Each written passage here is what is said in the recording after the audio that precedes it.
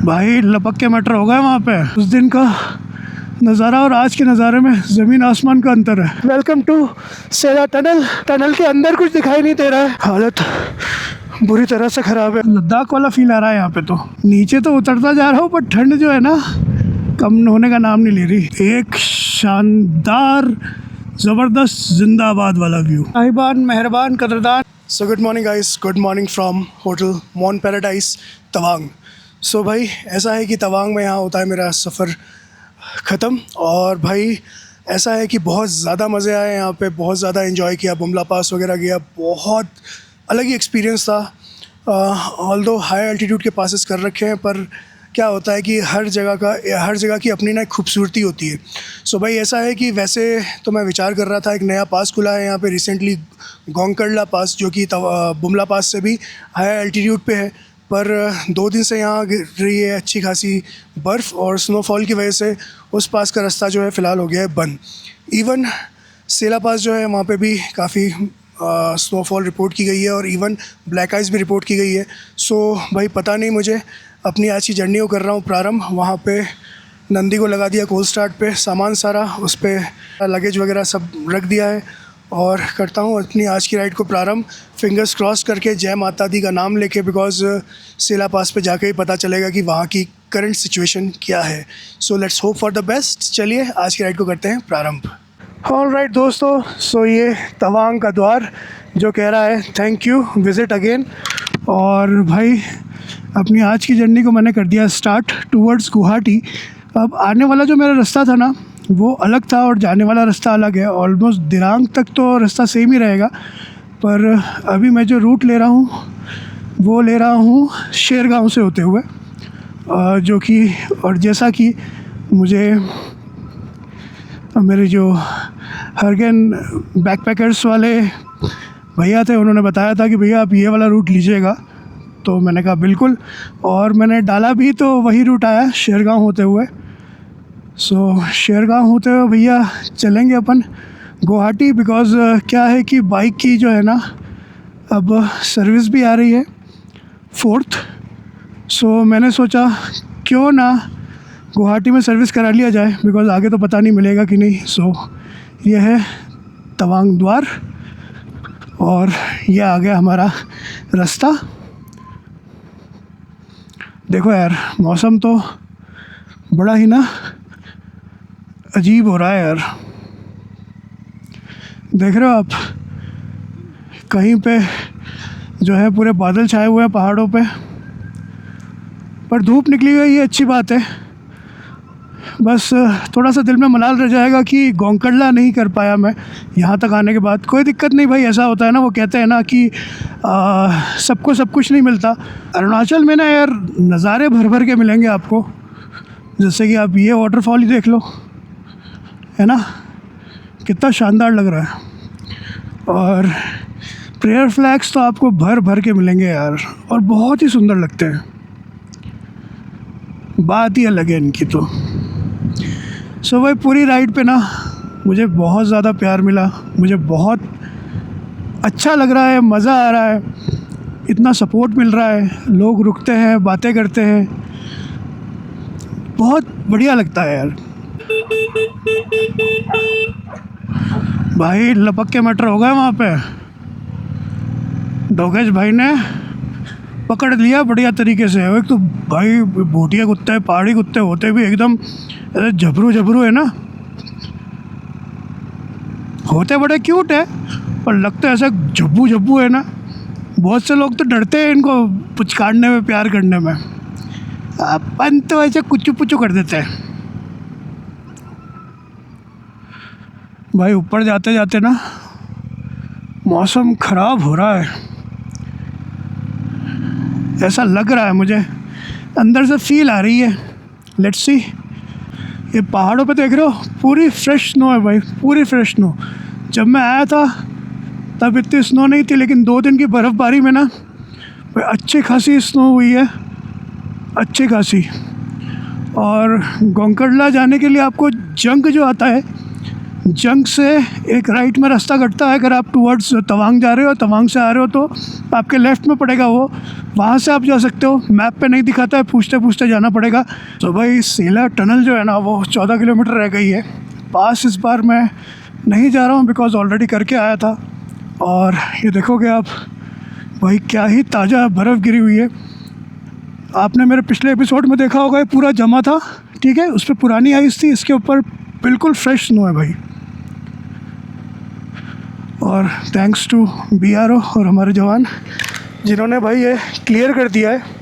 मंज़र ही चेंज है यार आज तो। उस दिन का नज़ारा और आज के नज़ारे में ज़मीन आसमान का अंतर है। सब जगह सफ़ेद सफ़ेद बर्फ़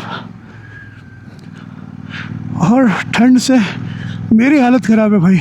किसने सोचा था कि एक ही राइड में दोनों मौसम देखने को मिल जाएंगे। सो भाई वेलकम टू सेला टनल। पास करता हुआ आया था और अब टनल से जाऊंगा भाई। क्या ही बोलूँ यार, मज़ा आ गया।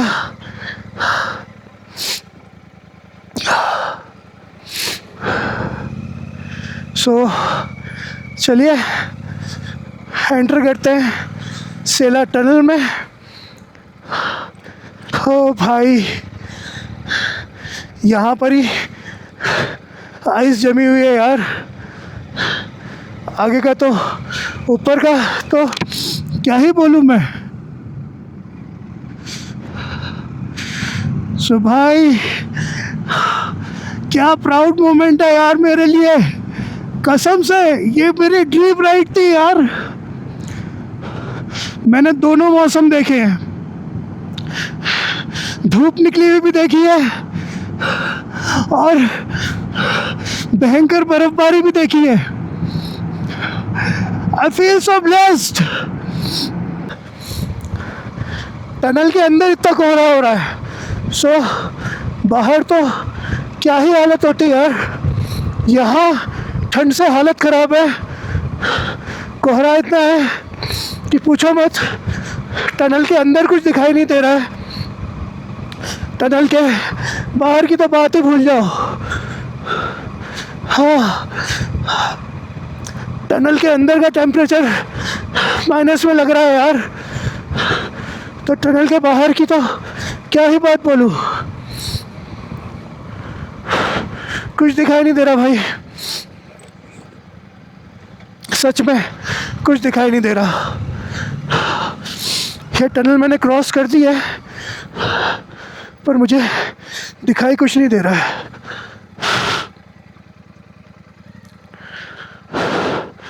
भाई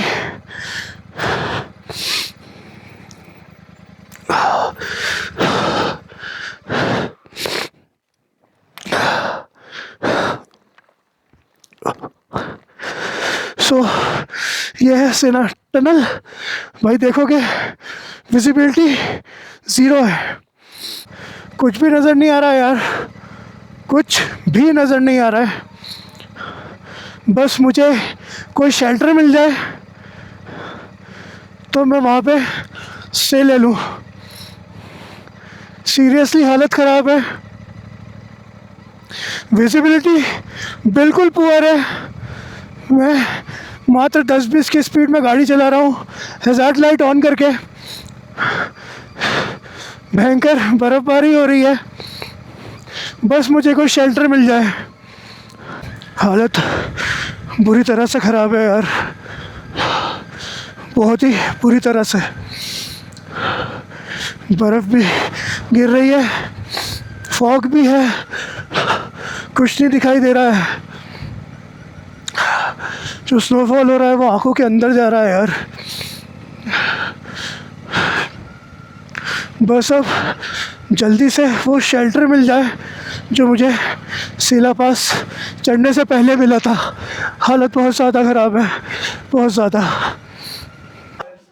ऑलराइट भाई, सो टनल फाइनली क्रॉस करके लिया है स्टॉप, और यहाँ पे आज का अपना पहला मील पोस्ट सनी साइड अप और वेज मोमोज भाई हालत ख़राब है, ऊपर भी हालत ख़राब है और टनल के अंदर भी विजिबिलिटी जो है ना ऑलमोस्ट कई कई जगह पे ख़राब ही है। सो देखोगे ये सेला पास का रास्ता है। अच्छा वो मैंने दोनों कर लिए, पास भी और टनल भी। अब कुछ खाते हैं यार। ये देखो आलम ये है कि पानी जमा हुआ है यहाँ पे। भाई नीचे उतरते उतरते ठंड भले कम ना हुई हो पर एटलीस्ट विजिबिलिटी तो है ना, वो तो है यार, इस चीज़ की खुशी है। ठंड तो उतनी ही है भैया जितनी ऊपर लग रही थी, बस ये है कि रास्ते एटलीस्ट साफ दिख रहे हैं, वरना ऊपर तो हाँ ज़ीरो विजिबिलिटी। सो भाई जब मैं आ रहा था ना दिरांग, सो मैं सोच रहा था कि यार इन रास्तों से बसेस कैसे जाती होगी, ट्रक कैसे जाते होंगे, क्योंकि मुझे दिख नहीं रहे थे उस टाइम पे जब मैं आया था। अब मुझे दिख रहा है कि कैसे जाते हैं भाई। सो मेन रास्ता यही है। पहले मैं कंफ्यूज हो गया था भाई कि मैंने कहा क्या ये मेन रास्ता है दिरांग एंटर करने का। सो भाई एक सेला पास पे मौसम ख़राब होने से ना आप देखोगे ओवरऑल दिरांग बॉमडिला ऑलमोस्ट पहुंचने वाला हूँ मैं, 9 किलोमीटर दूर रह गया है। तो सबके वेदर पे इफ़ेक्ट पड़ा है यार। मतलब कहाँ वो सेला पास, कहाँ वो सेला पे बर्फ़ पड़ रही है, और यहाँ आप देखोगे तो यहाँ पूरा वेदर एकदम चेंज हो गया है, कुछ दिखाई नहीं दे रहा इधर। तो यहाँ से मुझे लेना है राइट। अगर तेजपुर जाना होता तो मैं स्ट्रेट जाता, पर मैं यहाँ से राइट लेके जाऊँगा। टेंगा वगैरह राइट में आता है। और ये आ गया शेरगांव 27 किलोमीटर है, और गुवाहाटी अभी 256 दिखा रहा है भाई, अब तक 56।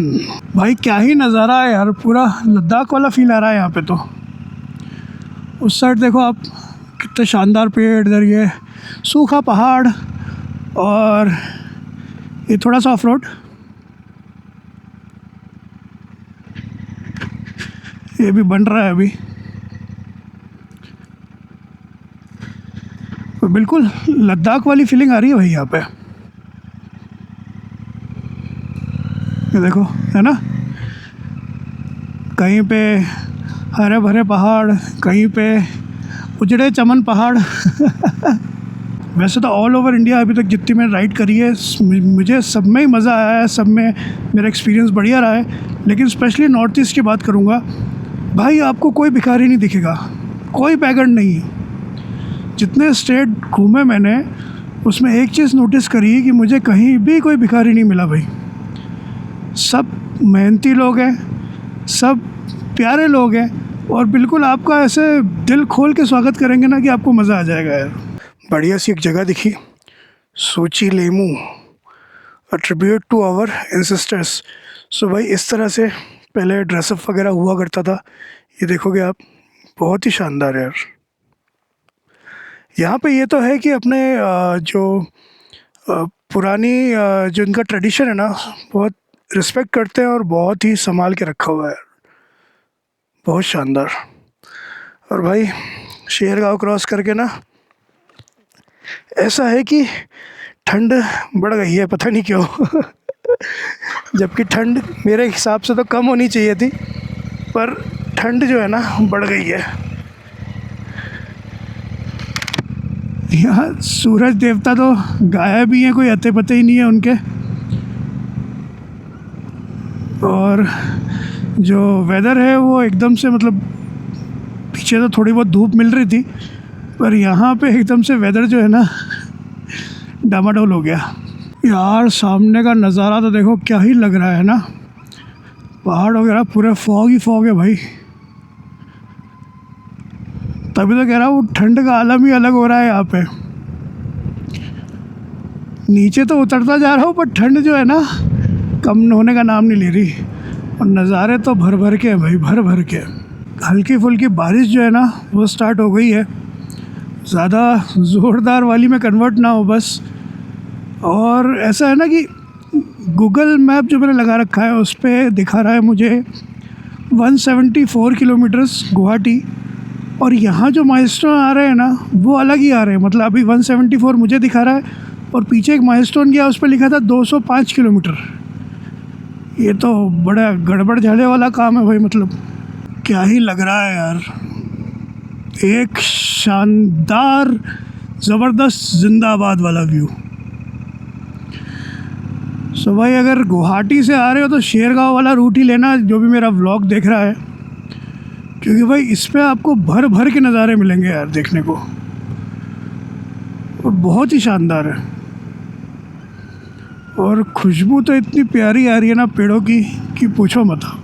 भाई साहब ज़रा ये नज़ारा देखो आप रोड का, कितने शानदार लग रहे हैं बेंड्स, है ना भाई। मुझे तो पता नहीं इस बार इतना डेटा कलेक्ट होने वाला है ना इस राइड का कि क्या एडिट करूं और क्या रखूं, कुछ समझ ही नहीं आने वाला।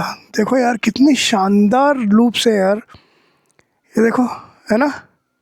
ऑलराइट दोस्तों, सो लिया है फ़िलहाल अपना लंच ब्रेक और ये आ गए अपने मस्त फ्राइड राइस। यहाँ खड़ी अपनी नंदी और सामने देखो यार क्या ही शानदार लग रहा है ना, मस्त एकदम। सो भाई नज़ारे देखते देखते तो अपना पेट भर नहीं रहा था, तो मैंने सोचा क्यों ना एक ब्रेक लिया जाए। सो बस यहाँ पे खाता हूँ और फिर आगे निकलता हूँ यार। गुवाहाटी अभी भी दूर है, टाइम लगेगा टाइम।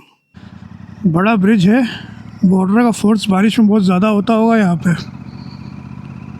क्योंकि 2-3 ब्रिज ऐसे आ गए बड़े बड़े से और एकदम फॉल्स वगैरह इधर बहुत बड़े दिख रहे थे। खैर अभी तो पानी नहीं था, बारिश के टाइम पे अच्छा खासा फोर्स होता होगा, पानी का फ्लो काफ़ी बढ़िया होता होगा। ऐसा है भाई कि वो लूप्स वगैरह सबसे घाटी वाटी उतर के नीचे आ गया हूँ। अब यहाँ जो है ना, यहाँ मौसम हो गया नॉर्मल, मतलब हाँ बादल बादल तो है, पर जो एकदम ठंडा वाला मौसम हो रहा था ना वैसा नहीं है भाई। साहिबान मेहरबान कदरदान आ गए अपने चाय के बागान। जी हाँ, एकदम हरी हरी भरी भरी पत्तियों वाले। सो भाई जब ये चाय के बागान आते हैं तो क्या कहते हैं, वेलकम टू आसाम। चल हाईवे 715 पे आ तो गया हूँ, लेकिन इसकी ना स्थिति डामाडोल है यार। ये देख लो आप, ऐसा ही हाईवे है, सिंगल लेन वाला,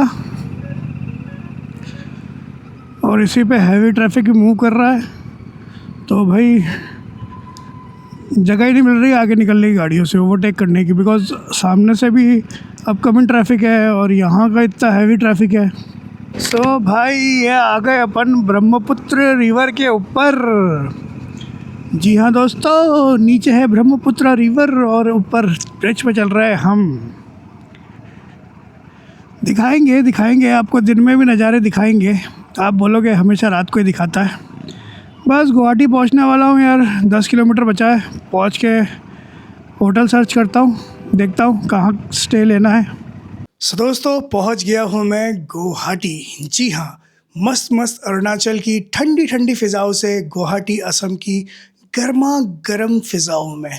सो भाई ऐसा है कि रास्ते भर आपने देखा बहुत शानदार नज़ारे थे यार, बहुत प्यारे प्यारे नज़ारे थे।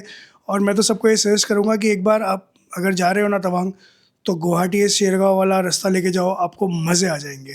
सो ऐसा है कि मुझे करवानी थी नंदी की सर्विस, तो मैं ढूंढ रहा था सर्विस सेंटर के जस्ट पास में ही एक कोई होटल। तो फ़िलहाल मैं हूँ होटल लंदन ब्रिज पे, और बस एक गली छोड़ के नेक्स्ट गली में ही है सर्विस सेंटर। सो भाई कुछ इस तरह का है अपना स्टे, अपना रूम। मस्त भाई, आते ही ना एसी चालू किया, बिकॉज़ इतने दिनों से मस्त ठंडी ठंडी हवा खाने के बाद गुवाहाटी आने के बाद हालत ख़राब हो गई।